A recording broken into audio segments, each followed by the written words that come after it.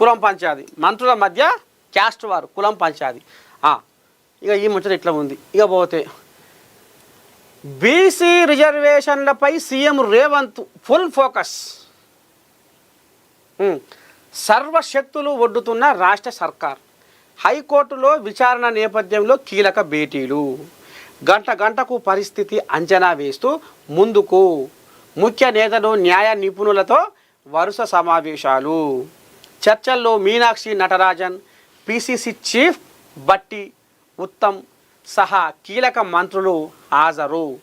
వాదనలు వినిపించేందుకు ప్రత్యేకంగా వచ్చిన అభిషేక్ సింఘ్వి బీసీ రిజర్వేషన్లకు మద్దతుగా హైకోర్టులో పలువురు ఎంప్లాయిడ్ ఆది శ్రీనివాస్, ఆర్ కృష్ణయ్య, తీన్మార్ మల్లన్న, ఇందిరా శోభన్, చరణ్ కౌశిక్ సహా పలువురు ఎంప్లాయిడ్. బీసీ రిజర్వేషన్ల అంశాన్ని తెలంగాణ ప్రభుత్వం ప్రతిష్టాత్మకంగా తీసుకుంది. బీసీలకు రిజర్వేషన్ కల్పించే అంశంపై అడుగడుగున జాగ్రత్తలు చేపడుతున్న తెలంగాణ ప్రభుత్వం సుప్రీంకోర్టు, హైకోర్టులోనూ కేసు గెలిచేందుకు తన సర్వశక్తులు ఒడ్డుతోంది. బీసీ రిజర్వేషన్ల అంశాన్ని సీరియస్గా తీసుకున్న రాష్ట్ర ప్రభుత్వం గంట గంటకు పరిస్థితిని అంచనా వేస్తూ ముందుకు వెళుతుంది. అయితే ఇదే ముచ్చట మీద నిన్న నేను సోమాజిగూడ ప్రెస్ క్లబ్ పోయినా. సోమాజిగూడ ప్రెస్ క్లబ్ పోతే ఇక అక్కడ ఈ కోళ్ళ కలిసింది. ఎవరు? ఆయన మన మాజీ మంత్రివర్యులు శ్రీనివాస్ గౌడ్. ఆయన ఏం చేసిండు అయ్యా అంటే బీసీ సంఘాల సమాలోచన, బీసీ సంఘాల సమాలోచన అని పెట్టిండు. ఇక అందులోకి ఇక సంఘాల పెద్ద మనుషులాట, వాళ్ళాట, వీళ్ళాట, ఇక అందరు వచ్చిర్రు. ఇక మరి షెడ్డో పడ్డో. Good girl. Mama, I will miss my cozy bed.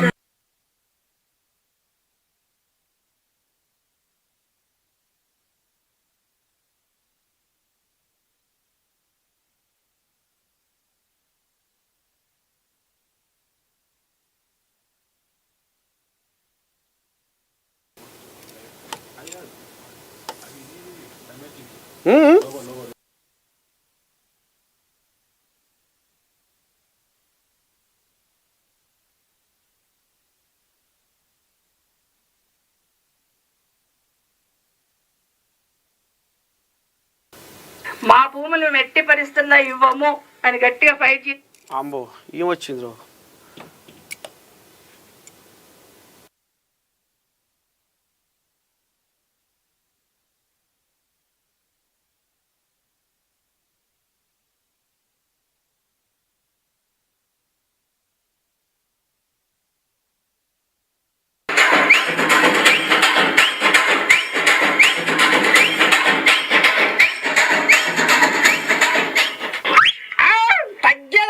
నర్సయ్యతో రప్ప రప్ప రప్ప ఏం లేదు కానీ బీసీల నోరు మూసి రాజ్యాధికారం అంతట ముందడుగేసి బీసీల వెనక తోసి అగ్రకుల అధికార పాలనేందిరా, ప్రతినిత్యము బీసీల రోదనేందిరా. ఏం లేదు కానీ ఇప్పుడు బీసీల కాలం నడుస్తుంది. ఏం కాలం నడుస్తుంది? ఆలకాలమా, ఎండకాలమా, చలికాలమా అయితే ఇప్పుడు బీసీల కాలమే నడుస్తుంది. ఎందుకంటే ఇప్పుడు యావత్ భారతదేశ రాజకీయం బీసీల చుట్టూ తిరుగుతుంది. సరే ఇదంతా ఒక భాగం. ఇక ఏం లేదు కానీ బీసీలకు 42% రిజర్వేషన్ చల్లకుండా ఒడుస్తలేదు, తీర్చలేదు. అతను కూడా పంచాయతీ కంటే ఎక్కువైపోయింది ఈ పంచాయతీ. మరి ఇక సీనన్న ఇలా సోమాజిగూడ ప్రెస్ క్లబ్ లో ఏదో పెట్టి మాట్లాడిందట. మరి ఎవరెవరు వచ్చి ఏం మాట్లాడే, ఏంది ఏం కథ, ఈ పంచాయతీ రేపు హైకోర్టులో తీర్మానం ఏమైతుంది, ఏంది ఏం కథ అనేది కథ కూడా ఉంది. మరి ఇప్పుడు సీనన్న ఎందుకని మీటింగ్ పెట్టిండు? ఇక పక్కపండి విశారదనం ఉన్నాడు. ఏం చెప్తావు ఇవాళ? ఎందుకని మీటింగ్ పెట్టావు? నీకు ఎలా ఉంది ఇప్పుడే చెప్తుంది కదా మొత్తం. ఇప్పుడు రాజ్యం దేశం ఏడ చూసినా అదే మాట. అది దాని మీదనే 42% ఇస్తాడు. ఇస్తాన్నది ఇవ్వకుండా అటు తిప్పి ఇటు తిప్పి మళ్ళీ మొదటి కానీ తీసుకొచ్చిండు కోర్టులో పెట్టేసి. ఇస్తానది ఇచ్చే అధికారం ఈయనకు లేదు. పార్లమెంట్ పోయి రావాలి అది. మరి ఆ కోళ్ళగా నాంతరేవాట వీళ్ళు జంతర్ మంతర్ కూడా ధర్నా చేస్తే మరి మీరు ఏమైనా గెలిగిస్తురా? ఒకనే ఉండరా మీరు కూడా? జంతర్ మంతర్ ధర్నా చేసి ప్రధానమంత్రిని గెలవాలి కదా, కలవకుండా ఉంటే ధర్నా చేసి ఆయన పాస్ చేస్తారు. అసలు పార్లమెంట్ లో అట్లా రోజు 100 ధర్నాలు అవుతాయి జంతర్ మంతర్ దగ్గర. రోజు ఆ ధర్నాను చూసి పార్లమెంట్ బిల్లు పాస్ అయ్యేటట్టుంటే తెలంగాణ 50 ఏళ్ళ కింద వచ్చేది. ఇది పార్లమెంట్ చట్టం తేవాలి, దాని ప్రకారం చట్ట సవరణ చేయాలి, తేవాలి ముందు చెప్తున్నాం మేము. అది చేస్తా ఇది చేస్తా అని నీ మాటలు ఓట్లు వేసారు. అసలు ఆడవరకు ఇచ్చిపెట్టు కామారెడ్డి డిక్లరేషన్ అంటే ఇది ఒకటే కాదు కదా, విద్యాలయంలో ఇవ్వాలి, ఎడ్యుకేషన్లో ఇవ్వాలి, ఉద్యోగాలు ఇవ్వాలి. ఈ 3 బిల్లులు పాస్ అయినాయి, విద్యా ఉద్యోగం ఇది. So you just mentioned that you want to learn Python. So do not learn Python.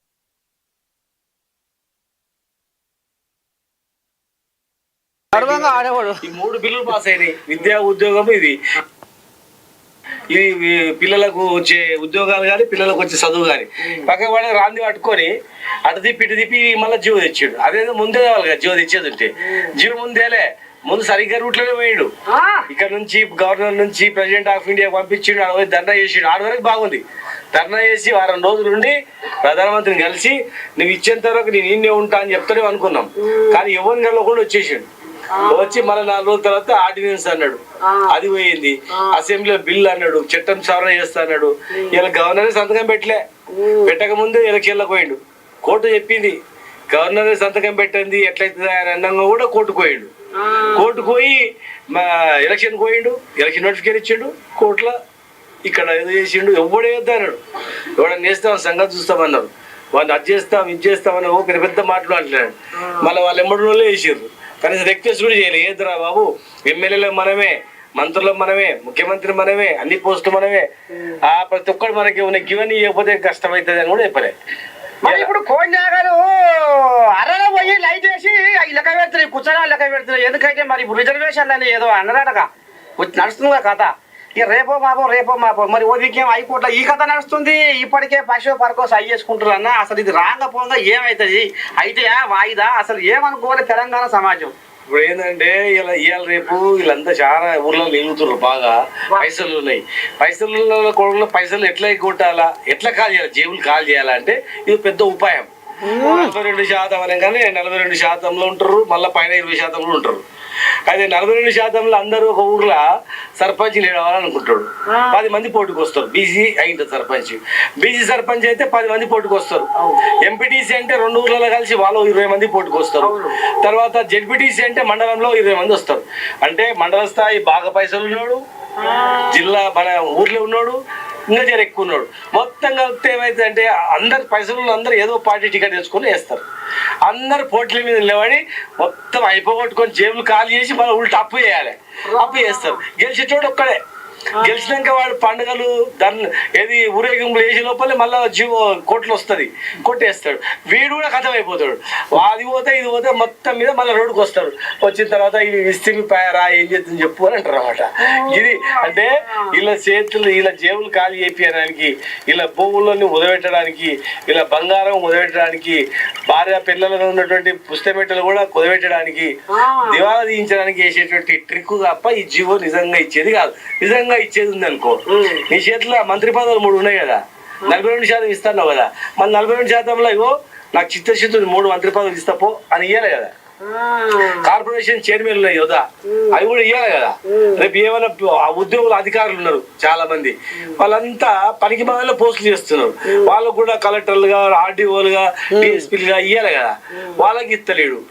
చదువుకునే పిల్లలు ఉన్నారు, రేపు వాళ్ళకి ఇమ్మీడియట్ గా ఎంసెట్ వచ్చిన ర్యాంకులు వచ్చిండే వాళ్ళకి ఇస్తే వాళ్ళకు కూడా వస్తున్నాయి కదా. డాక్టర్లు అవుతారు కదా, అది కూడా ఇయ్యాడు. ఉద్యోగాలు కూడా వస్తున్నాయి కదా, ఇప్పుడు ఉద్యోగం రిక్రూట్మెంట్ చేస్తున్నారు. ఇది ఇంప్లిమెంట్ చేయాలి కదా. అది అట్లాంటివి వచ్చేటివి ఏముండవు.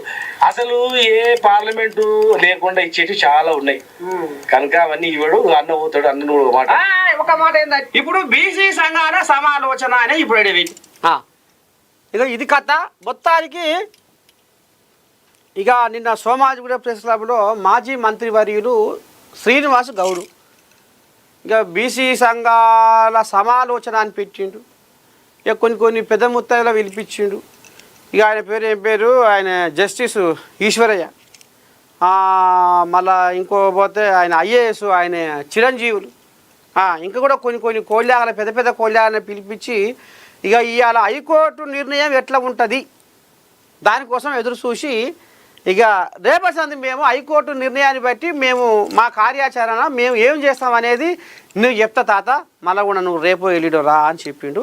ఇగో గిది కథ. ఇవాళకైతే మార్నింగ్ న్యూస్ విత్ నర్సయ్య తాత మధ్యలో మోత. ఇక మరి సెలవు తీసుకుంటున్నా. పొదుగుకంగా తగ్గేదలే మీ నర్సయ్య తాతతో రప్ప రప్ప రప్ప.